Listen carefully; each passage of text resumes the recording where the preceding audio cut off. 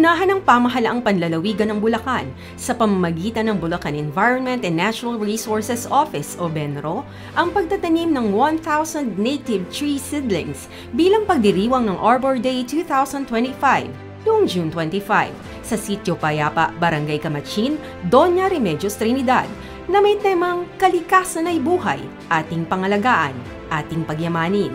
Binigyang diin ang pagdiriwang ng mas pinaigting na pagsisikap ng lalawigan ng Bulacan na labanan ng climate change, pagsasaayos ng nasirang kagubatan at itaguyod ang pangangalaga sa kapaligiran sa mga lokal na komunidad. Ang tree planting ay isang sama-samang pagsisikap sa pagitan ng BENRO, Board Member for Indigenous People Liberato P. Sembrano, Municipal Environment and Natural Resources Office ng Bayan ng DRT, mga lokal na opisyal ng Barangay Camatsin, at tribal leaders mula sa Remontado Community.